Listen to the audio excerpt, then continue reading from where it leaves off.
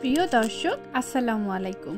বরাবরের মতো চায়নার একটা খুব সুন্দর ভিডিও নিয়ে আজকে চলে আসলাম। সকালে আমরা গিয়েছিলাম পান্ডা দেখতে, আর এখন বিকেলে এসেছি খুব সুন্দর একটা জায়গায়। এখানে খুব সুন্দর একটা ড্যাম আছে এবং যেটাতে রাতের বেলা দেখতে ভীষণ সুন্দর, তাই আমরা সন্ধ্যার সময় এখানে চলে এসেছি। তো আমার পান্ডার ভিডিওটা যারা দেখেননি তারা কিন্তু দেখতে পারেন, আমার ডেসক্রিপশন বক্সে লিঙ্ক দেওয়া থাকবে। তো আমরা যেহেতু সন্ধ্যার সময় শুধু এটা দেখতেই এসেছি যে রাতের বেলা এটা দেখতে কেমন, তো আমরা যখন এসেছিলাম তখনও কিন্তু ওইভাবে লাইটিং হয়নি, তাই পাশে একটা ফুড স্ট্রিটে আমরা ঘুরছিলাম। এই দোকানটা কিন্তু মুসলিম এবং এখানে সিনজিয়াংয়ের স্টিকগুলো পাওয়া যাচ্ছিল, মানে বিফ স্টিক, চিকেন স্টিক। এরপরে ওখানে আমরা কিছু খাওয়া দাওয়া করে আমরা চলে আসলাম, কারণ লাইটিং শুরু হয়ে গিয়েছে। এটা চেংদু শহর থেকে একটু দূরে, মানে আপনারা নর্মাল যে লোকাল ট্রেনগুলো থাকে সেগুলোতে উঠলে 20 মিনিটের মধ্যে এই জায়গায় চলে আসতে পারবেন। আমরা সেখান থেকে ট্রেন নিয়ে তারপরে একটা গাড়ি নিয়ে কিন্তু আমরা এখানে চলে এসেছি।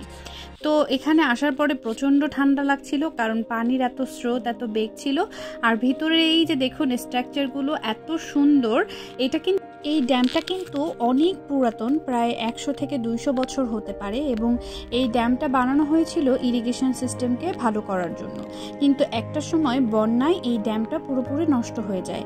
পরবর্তীতে গভর্নমেন্ট এটাকে আবার তৈরি করে এবং এত সুন্দর করে বানিয়েছে যে এটাই এখন একটা পর্যটন কেন্দ্রে পরিণত হয়েছে। যাই হোক, আমাদের কিন্তু ভীষণ ভালো লাগছিল। আর এই পানির কালারটা কিন্তু কিছুক্ষণ পর পর গ্রিন, ব্লু, পেস্ট কালার এরকম কালার চেঞ্জ করছিল এবং এত সুন্দর লাগছিল। যদিও ঠান্ডার কারণে এখানে আমরা বেশিক্ষণ থাকতে পারছিলাম না, কারণ অনেক ঠান্ডা এবং আমার গলা ব্যথা শুরু হয়ে গিয়েছিল।